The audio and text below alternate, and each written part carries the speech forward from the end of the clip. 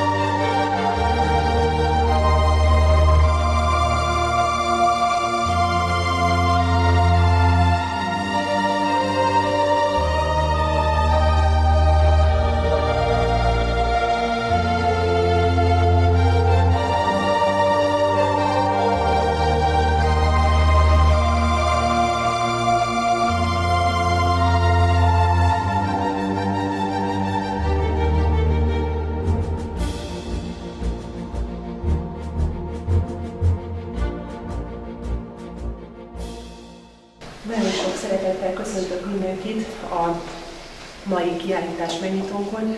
Ez egy számomra is nagyon különleges kiállítás.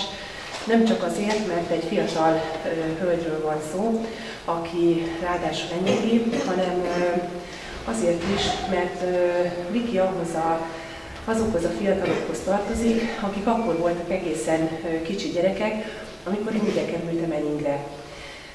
Nem akarom most felsorolni, szülőket is látok, gyerekeket, illetve nem gyerekeket, hanem most már fiatalokat is látok itt a vendégek sorában, akik abban az osztályban jártak, ahol Szücsné Ildi néni volt az osztályfőnök, és én ezeket a gyerekeket a kezdetektől figyelemmel kísértem, azért, mert ügyesek voltak, mert összetartóak voltak, mert mindegyikük valamiben tehetséges volt.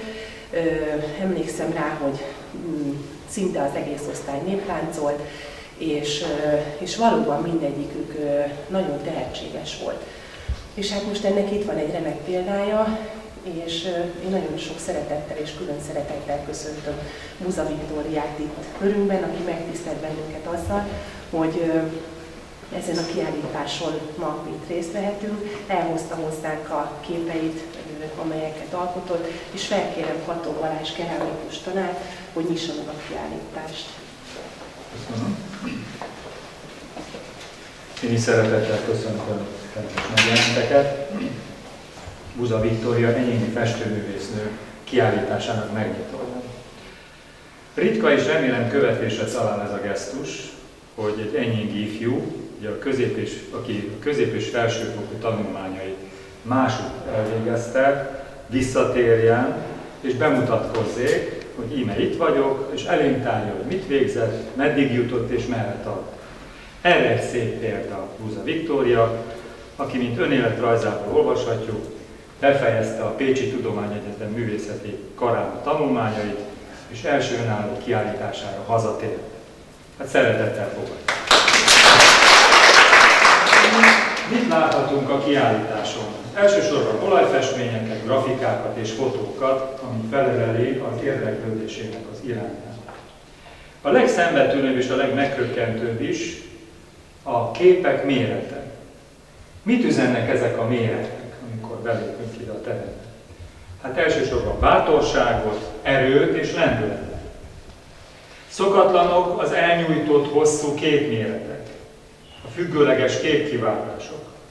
Ez felidézi egy 20. század elejé művészeti irányzatnak egyik jeles képviselőjét, a bécsi szecesszió neves alkotójának, Gustav Klimnek a munkásságát. A másik irány, ami elvezet ide a bécsi szecesszióhoz, amit felidéztem, az életrajzból kiderülő motivum, Viktóri ugye a középiskolában, a Tóparti Gimnáziumban textilszakot végzett, és innen eredhet vonzódása a különböző anyagok, felületek, textúrák érdekesen mozgó dekoratív megjelenítéséhez. A gobelin síkszerű dekorativitása, a hosszas elidőzés az anyagok mintázatán, aprólékos színpettyei. Ami a képi feszültséget okozza a festményeken, az a síkszerű dekoratív felületek és a fotorealisztikus arcok, kezek, lábak jól megkomponált elrendezésén belüli ellentét. Némely képén ez az ellentét a realisztikussal szemben a grafikai hatású textilnyomatok kavalkálnak, mint például itt a hátam mögött látjuk. Fiatalkorban természetes az útkeresés, önmagunk meghatározása, a számunkra testre szabott feladatok megtalálása. A szecessziót idéző kavargó, aprólékosan kitöltött felületek mellett megjelennek más törekvések is, ahol éppen a kevés, a minél kevesebbet, többet szólni az igény. Például itt azokon a képeken, mint látjuk, ahol a szöges drót, mint egy LKG lelet jelenik meg, tehát a kevéssel próbál az ember elgondolkodtató lenni.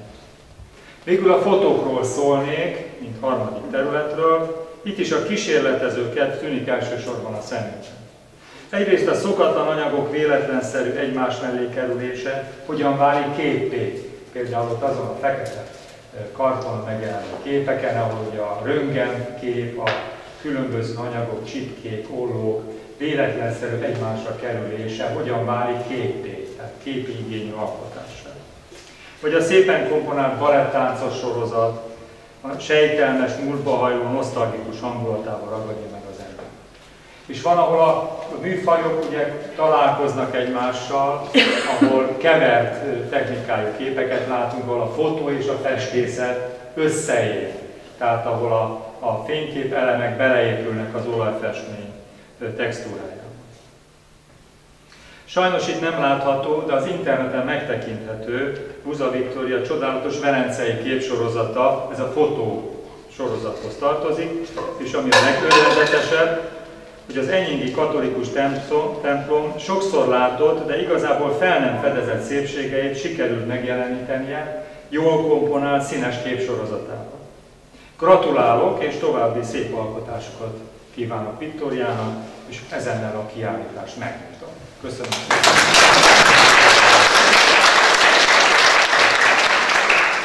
Annyit szeretnék még mondani, hogy köszönöm mindenkinek, hogy eljött, és némi kis borral, ásványvízzel, pogácsával szeretnék kedveskedni a megjelentetnek.